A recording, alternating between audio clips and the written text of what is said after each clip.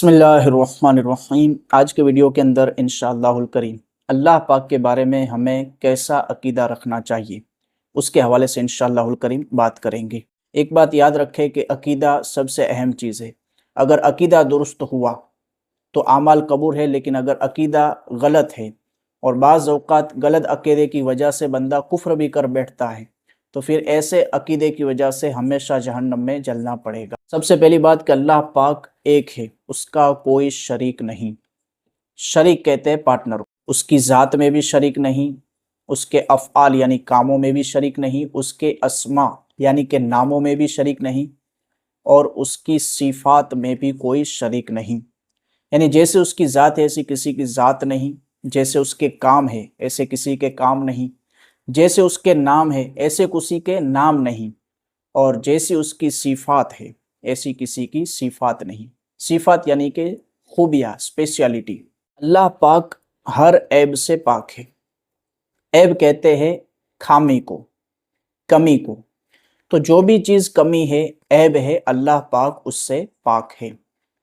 झूठ ऐब है, तो झूठ ऐब है तो अल्लाह पाक झूठ से भी पाक। अल्लाह पाक कदीम है, यानी हमेशा से है और हमेशा रहेगा। अल्लाह पाक के अलावा जितनी भी चीज़ें हैं दुनिया के अंदर, वो तमाम कायनात अल्लाह पाक के पैदा करने से वजूद में आई। अल्लाह की ज़ात के अलावा कोई चीज़ कदीम नहीं, यानी कोई चीज़ पहले से मौजूद न थी। अल्लाह पाक ने उसको वजूद दिया, उसकी तख्लीक फरमाई तो वह वजूद में आई। अगर कोई शख्स ये अकीदा रख कोई और चीज़ भी कदीम थी यानी पहले से मौजूद थी तो वो दायरे इस्लाम से निकल जाएगा। अल्लाह पाक बाप से पाक है, बेटे से पाक है और बीवी से पाक है।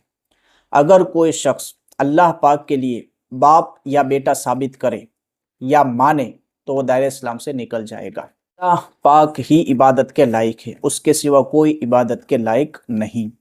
अल्लाह पाक बेपरवाह है, किसी का मोहताज नहीं। मोहताज कहते हैं ज़रूरतमंद।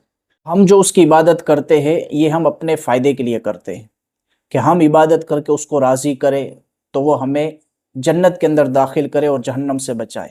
बाकी अल्लाह पाक हमारी इबादत का मोहताज नहीं। अगर कायनात में कोई भी अल्लाह का नाम ना ले तो अल्लाह की शान में ज़र्रा बराबर फ़र्क नहीं आएगा। तो हम मोहताज है इसलिए हम इबादत करते हैं, बाकी अल्लाह हमारी इबादत का मोहताज नहीं। अल्लाह पाक जिस्म से पाक है, अल्लाह पाक का जिस्म नहीं, अल्लाह पाक जिस्म से पाक है। अल्लाह पाक सिमत से भी पाक है, यानी कि दिशा। अल्लाह पाक के लिए कोई दिशा फिक्स नहीं कर सकते, अल्लाह पाक दिशा से भी पाक है। और आखिरी बात कि अल्लाह पाक की ज़ात का इदराक अकल से नहीं किया जा सकता। यानी अगर कोई बंदा ये चाहे कि मैं अकल के ज़रिए अल्लाह पाक को समझ लूँ तो ये नामुमकिन चीज़ है। अल्लाह वो ज़ात है जो अकल के ज़रिए समझ में नहीं आ सकती। हाँ, उसके कामों को देखकर उसकी मारिफत हासिल हो सकती है। मिसाल के तौर पर बारिश का आना, ठंडी और गर्मी के मौसम का आना, रात और दिन का आना जाना। इसी तरह हमारे जिस्म में कई अजाइबात है, इंसान को एक बूंद से पैदा कर देना। तो ये सारी चीज़ें अल्लाह की कुदरत है। इसमें गौर व फिक्र करके अल्लाह की ज़ात की मारिफत हासिल हो सकती है कि मेरा रब क्या। अल्लाह पाक हर चीज़ को जानता है, जो हो चुकी, जो हो रही है और जो आइंदा होगी। हर चीज़ को अल्लाह पाक जानता है, कोई चीज़ उसके इल्म से। अल्लाह पाक का इल्म ज़ाती है और ये सिर्फ अल्लाह पाक की खासियत है। बाकी उसके अलावा जिस किसी के पास भी जितना इल्म है वो सारा अल्लाह का दिया हुआ है।